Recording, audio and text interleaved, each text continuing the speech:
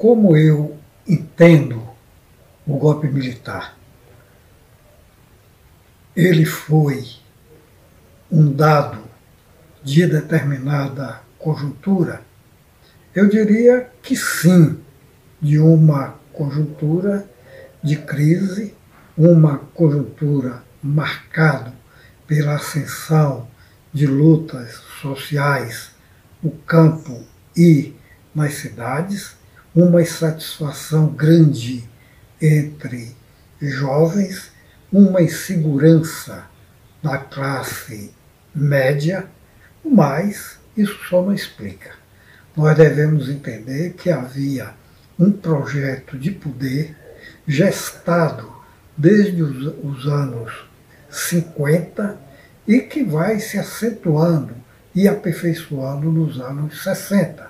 Nos anos 60, nós temos uma ideologia de segurança nacional, a doutrina de segurança nacional, que acenava para coisas que eram gratas à burguesia no Brasil, especialmente aquela aliada, aquele setor aliado à economia externa, ao imperialismo.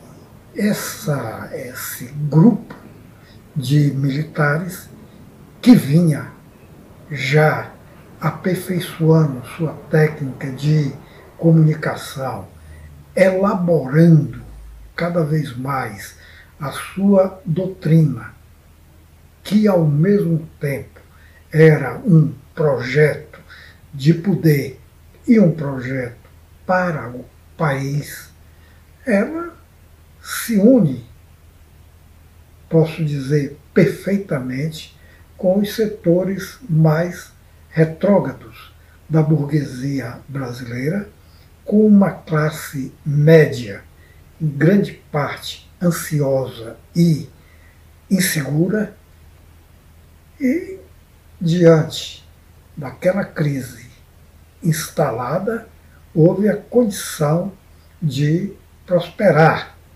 com propagandas, com um bloco militar, o IBAD, por exemplo, que elegia seus deputados, o ISP, o Instituto de Pesquisas Sociais, que publicava livro, fazia documentários, induzia pessoas, e com a utilização da Escola Superior de Guerra para um projeto sobre o Brasil e para aproximar-se cada vez mais de setores da burguesia.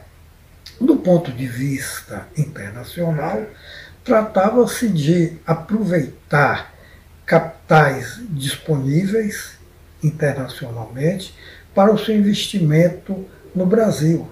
E era fundamental garantir essas inversões externas. E isso seria viável com uma ditadura que calasse os sindicatos, que abafasse as vozes mais à esquerda, matasse as lideranças e destruísse as formas de organização popular, tal como as comunidades de base, o Centro Popular de Cultura da UNE e os diversos segmentos organizados da juventude, dos trabalhadores, etc.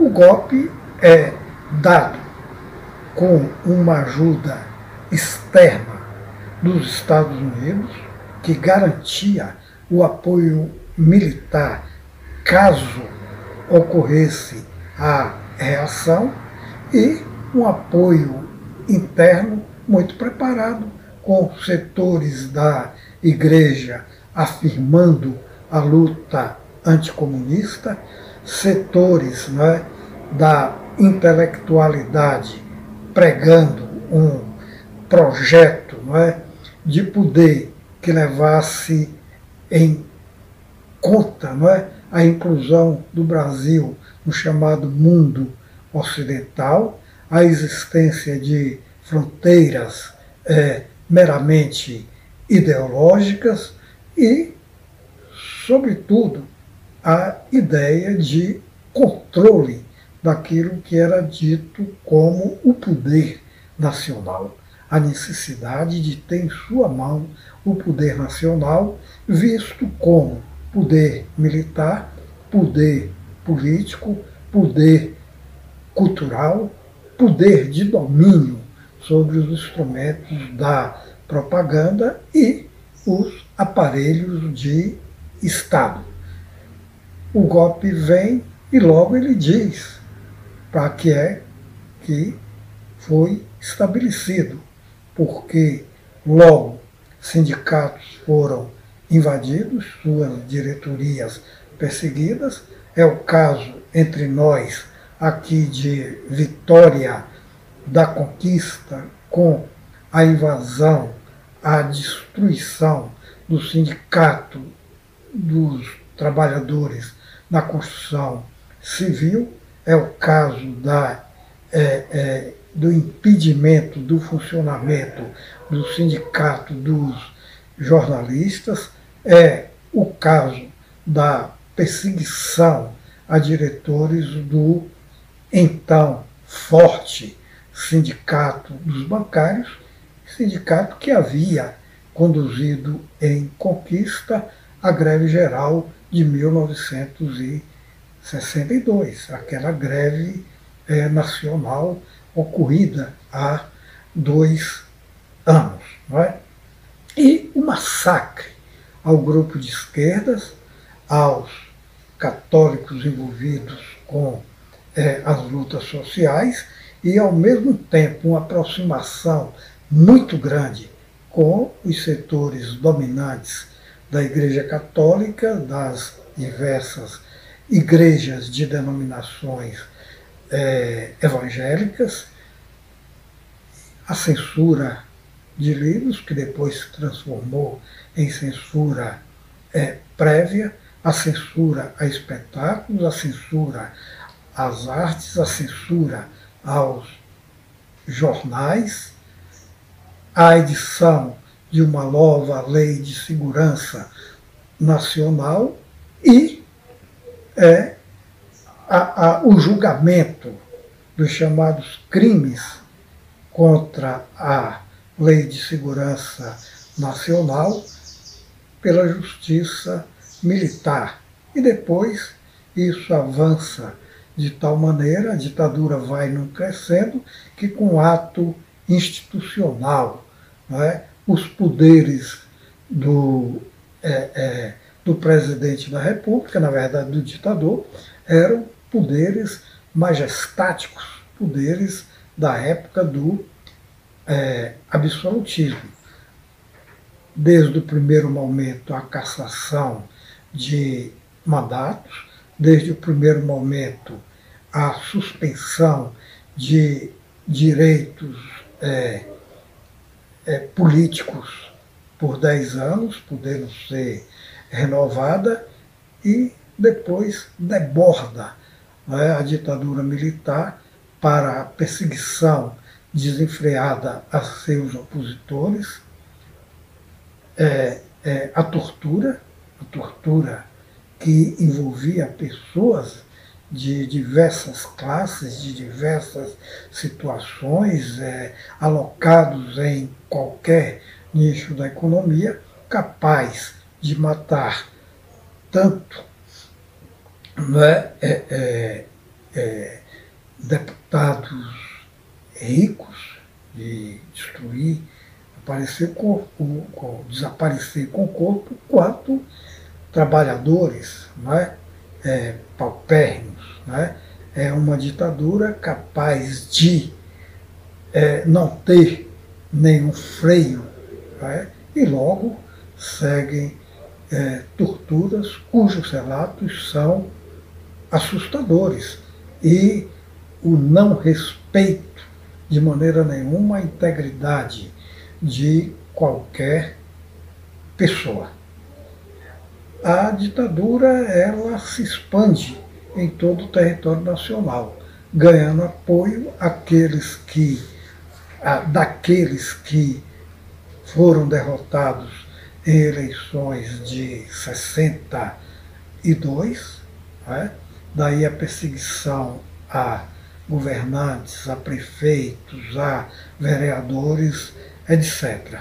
Vamos tomar como exemplo Vitória da Conquista, em que você teve um vereador preso e que depois aparece morto em dependências da Polícia Militar, entregues a um comandante do Exército, o capitão Bendoc Alves Filho, que ocupou aquele espaço. Depois, a Câmara sendo obrigada a voltar o impeachment do prefeito municipal, que foi deposto, e eleger aquele que a ditadura militar julgava, não é, mais conveniente para os seus projetos. Isso iria se repetir em Feira de Santana, iria se repetir de forma diferenciada em Juazeiro, em Alagoinhas, etc. Não é? Mas, sobretudo, em todo o Brasil, a perseguição ao Partido Comunista Brasileiro, a perseguição às pessoas da Ação Popular, ou mesmo pessoas mais avançadas, a juventude estudantil católica, juventude agrária católica, juventude operária católica, aos militantes do PCdoB, aos trotskistas, né? Em geral, à esquerda, mas também aqueles dissidentes que não encontraram o lugar para apoiar a ditadura ou, honestamente, preferiram ficar na oposição por discordar do seu projeto.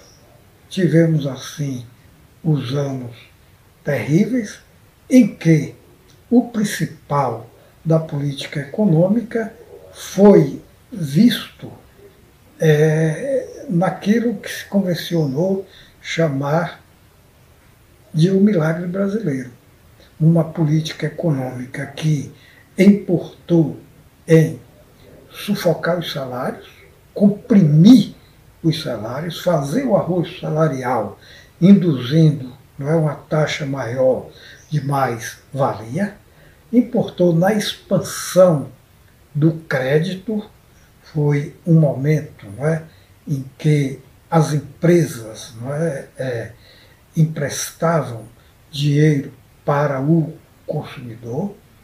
Esse chamada política do milagre econômico, não é, assentado na exploração brutal da mão de obra, a compressão dos salários, na expansão do crédito, na internacionalização da economia, né? Cada vez mais as multinacionais penetram no Brasil, na concentração fundiária, na ocupação da Amazônia e nos incentivos fiscais aos exportadores e àqueles que estavam dispostos, sobretudo na economia agrícola, produzir grãos que se destinassem em grande parte à exportação.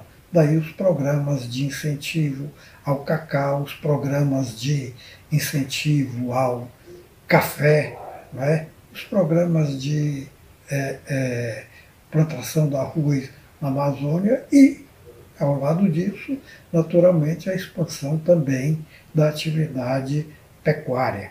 A ditadura pretendeu e conseguiu, em parte, uma modernização da agricultura bastante conservadora.